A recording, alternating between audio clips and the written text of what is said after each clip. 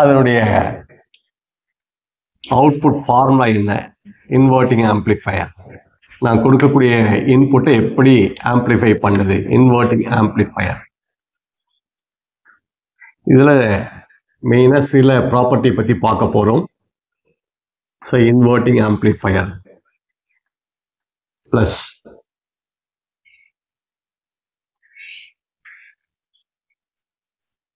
சர்க்யூட்ன்றது இதுதான்.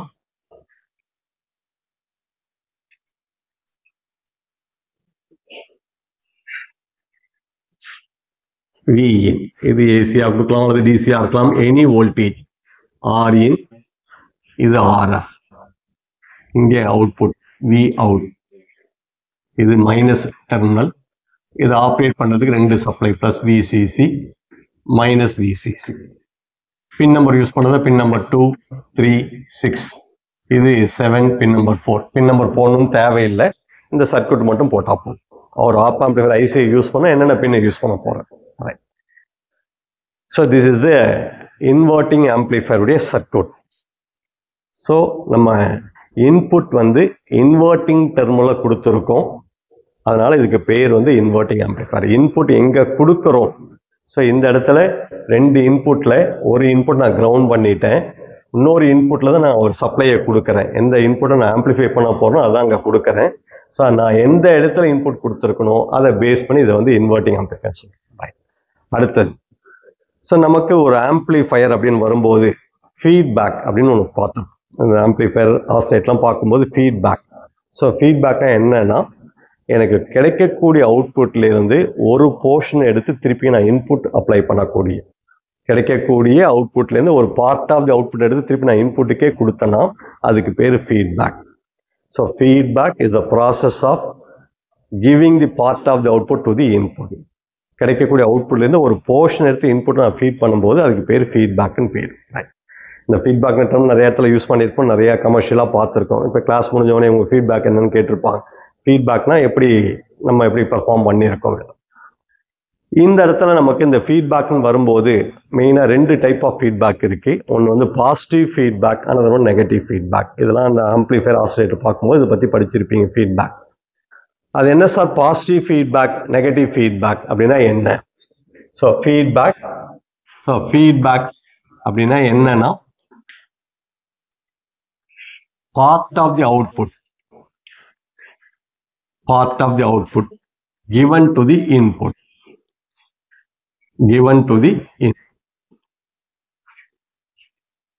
அவுட்புட்ல இருந்து ஒரு போர்ஷனை எடுத்து நான் திருப்பி இன்புட்லேயே கொடுக்கக்கூடிய அந்த ப்ராசஸுக்கு பேரு, இது ஒரு சர்க்யூட். இந்த சர்க்யூட் நான் இன்புட் அப்ளை பண்றேன், இது அவுட்புட். அகைன் இந்த அவுட்புட்ல இருந்து ஒரு ஃபிராக்ஷன் ஆஃப் தி அவுட்புட்டை ஒரு பார்ட்டை நான் கன்வெர்ட் பண்றேன். ஃபிராக்ஷன் ஆஃப் தி அவுட்புட்ல ஒரு போர்ஷன் எடுத்து திருப்பி அந்த இன்புட்டே கனெக்ட் பண்றேன். இந்த ப்ராசஸுக்கு பேர் வந்து ஃபீட்பேக். ஒரு அவுட்புட்ல இருந்து ஒரு பார்ட் எடுத்து ஃபீட்பேக், சிம்பிளான ஒரு பிளாக் டயக்ராமா போட்டிருக்கேன். இப்போ இந்த இன்புட்டோட ஒரு ஃபீட்பேக் சிக்னல் வருது, அதாவது அவுட்புட்ல இருந்து வரக்கூடிய சிக்னல் இன்புட்ல கனெக்ட் பண்றேன்.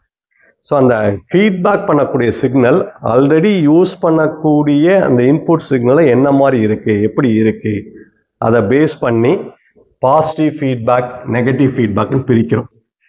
பாசிட்டிவ் ஃபீட்பேக் அதாவது input signal and feedback signal are same phase. நான் அவுட்புட்ல இருந்து கொடுக்குற இன்புட் சிக்னலும் அந்த ஆல்ரெடி இருக்கக்கூடிய இன்புட் சிக்னலும் சேம் ஃபேஸா இருக்கும். பாசிட்டிவானா பாசிட்டிவ், நெகட்டிவானா நெகட்டிவ். இன்புட் பாசிட்டிவ் அந்த feedback signal positive, input negative அந்த ஃபீட்பேக் சிக்னல் நெகட்டிவா இருக்கும். அல்லது இப்படியும் சொல்லலாம், ஆல்ரெடி இருக்க இன்புட்டோட நான் கொடுக்கக்கூடிய அந்த ஃபீட்பேக் ஆட் ஆகும். ஸோ அப்ப feedback signal added with the input signal, feedback signal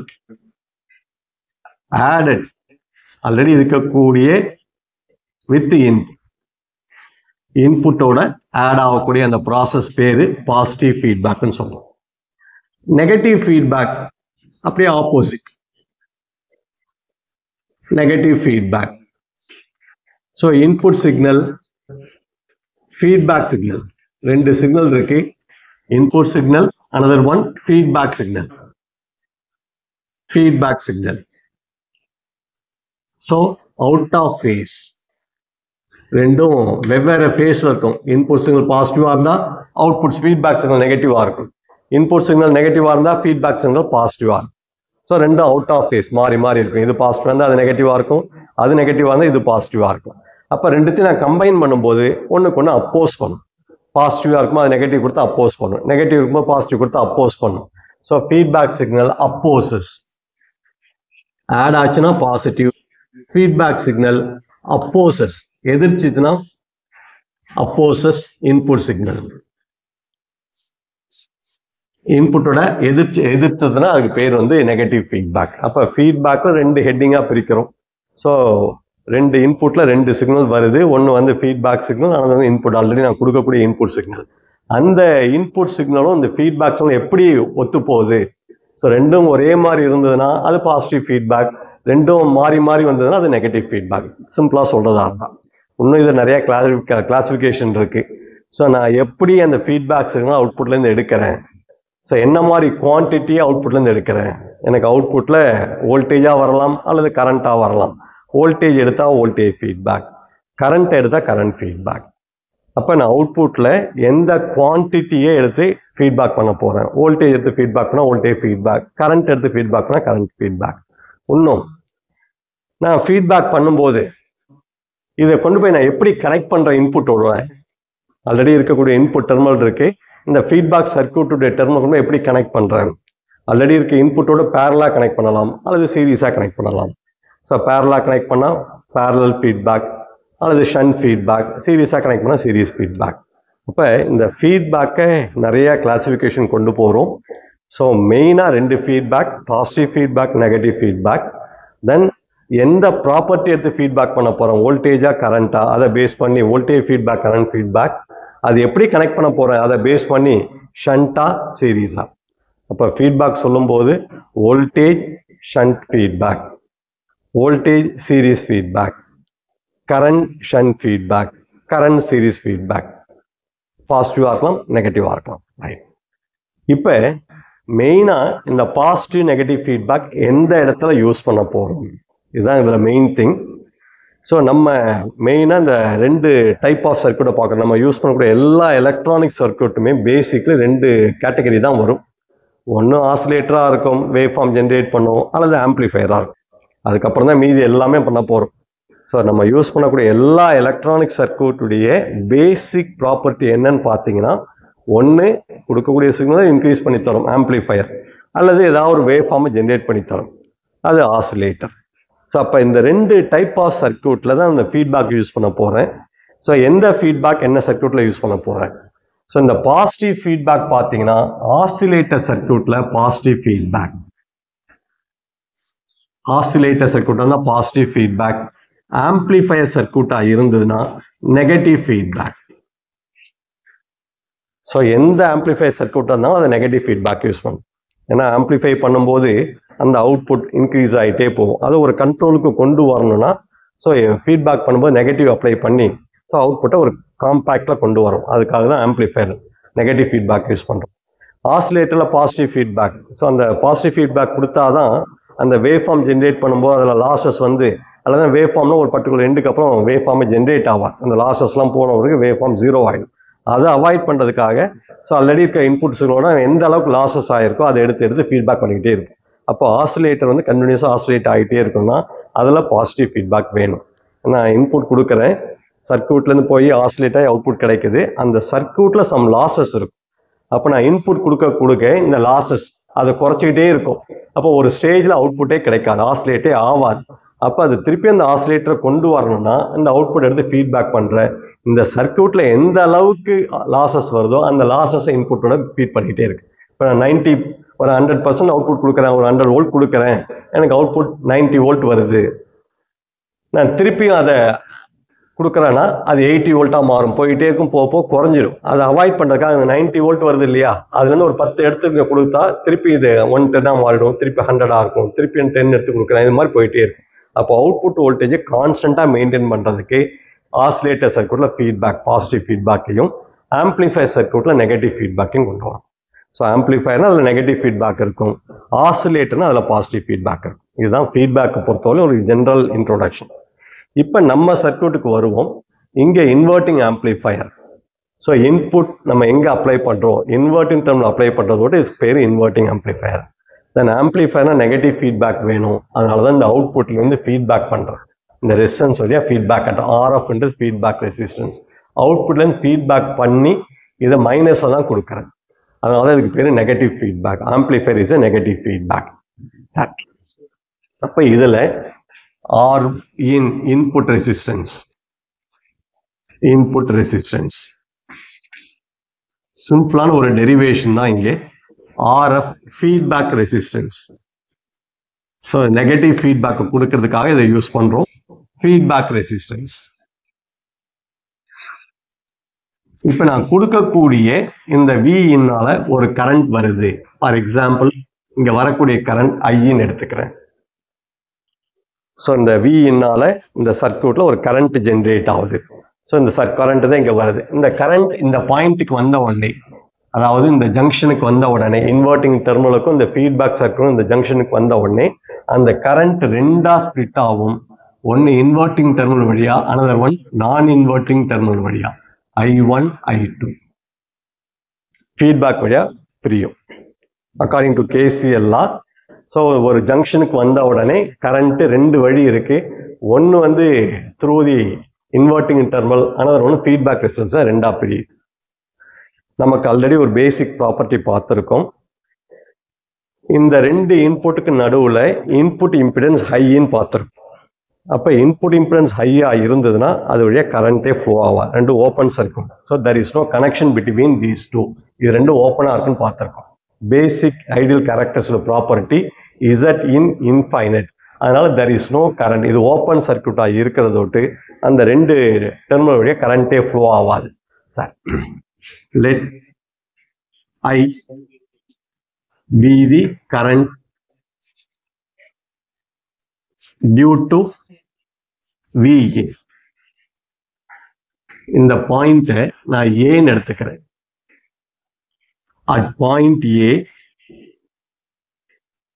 ஜங்ஷனுக்கு வந்த உடனே current I divided into I1 I2 divided into I1 and I2. So இந்த current I-ன்றது ரெண்டா டிவைட் ஆகுது, I1 and I2 ரெண்டு கரண்டா டிவைட் ஆகுது. பட் ஃப்ரம் த கேரக்டரிஸ்டிக்ஸ் எனக்கு தெரியும் Z in input impedance infinite, அதாவது the input terminals open circuit. ரெண்டு இன்புட்டும் open சர்க்யூட்டா இருக்கு. ரெண்டு இன்புட் மைனஸ் அண்ட் பிளஸ் ரெண்டு open circuit. So therefore open circuit வழியா கரண்ட் ஃப்ளோ ஆகாது. I2 is equal to 0. So இந்த கரண்ட் இந்த வழியா கரண்டே இருக்காது, ஓப்பன் சர்க்யூட்டா இருக்கிறது கரண்ட் இருக்காது. I2 is equal to 0. So ஏன்ற பாயிண்ட்க்கு வந்தோடனே கரண்ட் ரெண்டா பிரியுது. ஒரு current feedback current, another one I2 input terminal. So therefore at point A, in the point A க்கு I is equal to I1. I1 plus I2 போடுறோம். But I2 is equal to 0. Therefore I is equal to I1. Since I2 is equal to 0. I2 is equal to 0. அது இன்னொரு பாயிண்ட்டை சொல்லுவாங்க, அது என்னன்ற சொல்லுவோம்.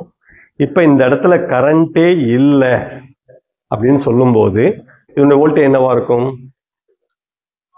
0. ஏன்னா இங்கே கரண்ட் இல்லை. அப்போ இந்த கரண்ட் இருந்தாதான் இது வோல்டேஜ் இங்கே கிடைக்கும். இங்கே கரண்டே இல்லைன்னு போது இதுவும் 0. அப்போ இதுவும் 0. ஆல்ரெடி நான் இதை கிரவுண்ட் பண்ணியிருக்கேன். அப்போ இந்த இடத்துல அது 0வா அது ஒர்க் ஆகுது. அந்த பாயிண்டேன்றது 0வா ஒர்க் ஆகுது. ஏன்னா there is no current. I2 current flow ஆகுதோடு அது 0வா ஒர்க் ஆகுது. ஸோ அதனால பாயிண்ட் ஏ வந்து இன்னும் பார்ப்போம். அது point A is called as virtual ground. நான் கிரவுண்ட் அப்ளை பண்ணல, due to the circuit property, point A உடைய potential virtual ground, அதாவது அந்த point A உடைய potential 0-ஆ ஒர்க் ஆகுது. ஸோ இந்த இடத்துல கரண்ட் இல்லை.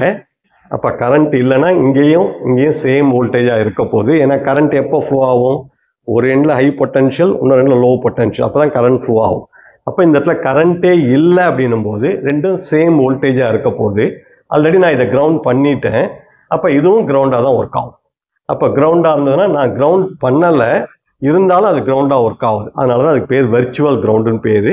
ஸோ அதனால் அந்த பாயிண்ட் ஏ உடைய potential 0, VA is equal to 0. சரி, இந்த பாயிண்ட் தான் மெயின்.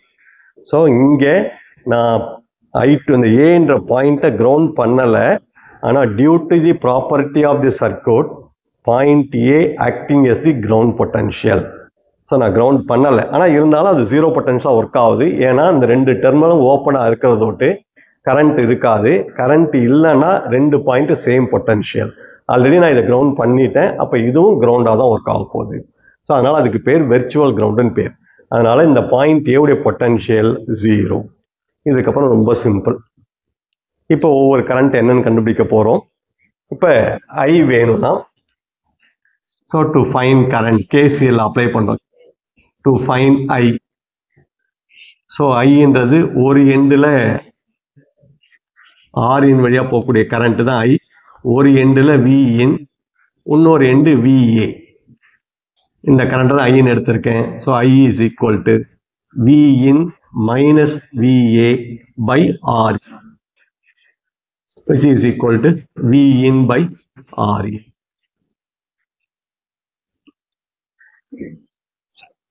அடுத்தது I2 வேணும். So to find I2. To find I2. I2 எது வழியா போகுதுன்னு பார்க்குறோம். RF வழியா போகக்கூடிய கரண்ட் தான் I2. RF இதோடைய ஒரு end VIN or VA, another end Vout. இதுதான் எனக்கு I1. So I is equal I1 போட்டிருக்கோம். I1 current. இப்போ I1 கண்டுபிடிக்கலாமா? ஸோ I1 ஒரு end VA minus other end Vout by resistance RF. Already VA is equal to 0ன்னு தெரியும். அதனால Vout is equal by RF. அப்ப எனக்கு I1 is equal to minus Vout by RF. I தெரியுது, I1 தெரியுது. So I is equal to I1. இப்போ ரெண்டு இது நான் ஈக்குவேட் பண்ணுறேன். VIN by RIN, which is equal to minus Vout by RF. இதுதான் எனக்கு Vout வேணும்னா Vout is equal to, இந்த Vout இருந்தாலும் வச்சுக்கிறேன், minus VIN into RF by RIN. இதுதான் to find out the Vout கண்டுபிடிக்க formula. Minus VIN into RF by RIN. அல்லது எனக்கு கெயின் வேணும். Gain of the inverting amplifier. கெயின்னா A சிம்பிள் வந்து கே. இதை நான் வந்து இன்வெர்ட்டிங் ஆம்பிளிஃபையர் மைனஸ் ரெப்ரசன்ட் பண்ணிக்கிறேன். ஸோ A மைனஸ்ன்னு போடுறேன். ஏன்றது கெயினுடைய ரெப்ரசன்டேஷன் சிம்பிள். கெயின்னா ஏன்ற சிம்பிள் லெட்டர் யூஸ் பண்ணிக்கிறோம். இங்கே நான் இன்வெர்ட்டிங் ஆம்பிளிஃபையர்னு சொல்றதோட்டு அதை நான் A மைனஸ் ரெப்ரசன்ட் பண்ணிக்கிறேன். கெயின்ன்றது என்னன்னா Vout by VIN, output by VIN. So therefore minus RF by RIN. So this is the formula to find out the gain of the inverting amplifier. So என்ன பண்ணியிருக்கோம்னா, ஒரு app amplifier எடுத்திருக்கோம். அதில் நான் ஆம்பிளிஃபையரை use பண்ண போகிறேன். நான் இன்புட் அப்ளை பண்ணிப்பேன். இப்போ நான் இன்புட் வந்து நான் இன்வெர்ட்டிங் டெர்மினல் இன்புட் கனெக்ட் பண்ணேன். அடுத்தது ஆம்பிளிஃபையர் வரும்போது எனக்கு ஃபீட்பேக் வேணும். நான் யூஸ் பண்ணக்கூடிய ஃபீட்பேக் நெகட்டிவ் ஃபீட்பேக். அப்போ அவுட்புட்டை எடுத்து நெகட்டிவ் டெர்மினல் கனெக்ட் பண்ணிடுறேன். இது இன்புட்டுடைய ரெசிஸ்டன்ஸ். இந்த ரெசிஸ்டன்ஸ் வந்து இருந்தால் தான் கரண்ட் ஃப்ளோ ஆகும். சரி, இந்த சர்க்யூட்டை நான் கொண்டு வந்துட்டேன். இப்போ RIN இன்புட் ரெசிஸ்டன்ஸ், RFன்றது ஃபீட்பேக் ரெசிஸ்டன்ஸ். இப்போ இந்த இன்புட்டால ஒரு கரண்ட் ஐன்ற கரண்ட் வருது. அது பாயிண்ட் ஏ இந்த ஜங்ஷனுக்கு வந்த உடனே ரெண்டா டிவைட் ஆகுது. ஒன்று வந்து இந்த ஃபீட்பேக் ரெசிஸ்டன்ஸ், அனதர் வந்து இன்வெர்ட்டிங் டெர்மினல் அந்த இன்புட்டுக்கு போகும். பட் நமக்கு ஆல்ரெடி தெரியும் அந்த இன்வெர்ட்டிங் இன்புட்டும் நான் இன்வெர்ட்டிங் இன்புட்டும் ஒன்றுக்கு ஒன்று தொடர்பு இல்லை, உள்ளார டிஸ்கனெக்ட் ஆயிருக்கு. ரெண்டுமே தனித்தனி செப்பரேட்டாக இருக்கு. அப்போ ரெண்டுத்துக்கு நடுவில் எந்த கனெக்ஷனுமே இல்லை. அதனால அதோட இன்புட் இம்பிடன்ஸ் ஹைன்னு பார்த்துருக்கும். பேசிக் ஐடியல் கேரக்டர்ஸ்லாம் பார்த்துருக்கும். அப்போ ஹையாக இருந்தால் அது வழியாக கரண்ட்டே ஃப்ளோ ஆகாது. ஸோ ரெண்டு இன்புட்டும் ஓப்பனாக இருக்குது, தெர் இஸ் நோ கரண்ட். அப்போ இந்த I2ன்ற கரண்ட்டே இருக்காது. அப்போ I2 = 0ன்னு வரும்போது பாயிண்ட் ஏவில் I = I1. இதுதான் KCL லாவில். பாயிண்ட் ஏ வந்தோடனே I = I1. இப்போ இந்த பாயிண்ட் ஏவில் கரண்ட் I1 I2 ரெண்டாக பிரியுது. இதில் இந்த இன்வெர்ட்டிங் நான் இன்வெர்ட்டிங் டெர்மினலோட கனெக்ஷன் எதுவும் கிடையாது, ஓப்பன் சர்க்யூட். அப்போ தெர் இஸ் நோ கரண்ட், அது வழியாக கரண்ட் ஃப்ளோ ஆகாது. அப்போ அந்த I2ன்ற கரண்ட் 0 ஆகிடுது. அதனால எனக்கு I = I1. இப்போ அடுத்த ஒரு பாயிண்ட்டுக்கு வரும். இப்போ இந்த கரண்ட் 0னா கரண்ட் எப்போ 0 ஆகும்னு பார்த்தீங்கன்னா ரெண்டு பொட்டன்ஷியல் சேமாக இருந்தால் கரண்ட் 0. ரெண்டு பாயிண்ட் நடுவில் பொட்டன்ஷியல் சேமாக இருந்தால் கரண்ட் 0. கரண்ட்டுடைய ப்ராப்பர்ட்டி என்னன்னா ஹை பொட்டன்ஷியல் இருந்து லோ பொட்டன்ஷியலுக்கு சார்ஜஸ் ஃப்ளோ ஆகும். இப்போ சார்ஜஸே ஃப்ளோ ஆகலை அப்படின்னா ஒரு கண்டிஷன் ரெண்டு பாயிண்ட்டும் சேம் பொட்டன்ஷியலாக இருக்கணும். இப்போ இங்கே வரும் இந்த பாயிண்ட் பின் நம்பர் 3 பின் நம்பர் 2 எடுத்துக்கிறோம். நான் இன்வெர்ட்டிங் இன்வெர்ட்டிங் இதில் நான் நான் இன்வெர்ட்டிங் கிரவுண்ட் பண்ணிட்டேன். அப்போ இந்த பாயிண்ட் கிரவுண்ட் 0 பொட்டன்ஷியல். அப்போ இது 0வா இருந்ததுன்னா இந்த பாயிண்ட் 0வா இருந்தால் தான் இது வழியாக கரண்ட் ஃப்ளோ ஆகாது. அப்போ அந்த point A acting as A 0 potential ground மாதிரி ஒர்க் ஆகுது. நான் கிரவுண்ட் அப்ளை பண்ணலை, இருந்தாலும் அது கிரவுண்டாக ஒர்க் ஆகுது அந்த சர்க்யூட் ப்ராப்பர்ட்டியால். அதனால point A is called virtual ground. நான் கிரவுண்ட் கொடுக்கல, ஒரு இமேஜினரி கிரவுண்ட் மாதிரி ஒர்க் ஆகுது. அப்போ VA = 0. இந்த ப்ராப்பர்ட்டியை யூஸ் பண்ணி இந்த ரெசிஸ்டன்ஸ் வழியாக போகக்கூடிய கரண்ட் என்ன, Rin வழியாக போகக்கூடிய கரண்ட் என்ன, அந்த ஃபார்முலா கண்டுபிடிக்கிறோம்.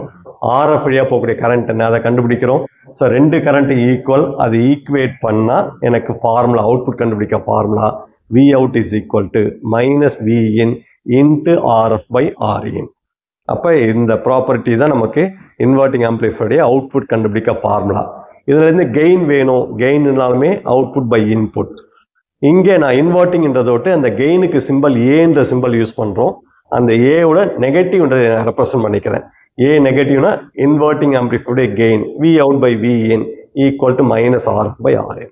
So this is the formula to find out the gain and output of the inverting amplifier. அடுத்த நம்ம பார்க்கக்கூடிய டாபிக் வந்து நான் இன்வெர்ட்டிங் ஆம்ப்ளிஃபையர்.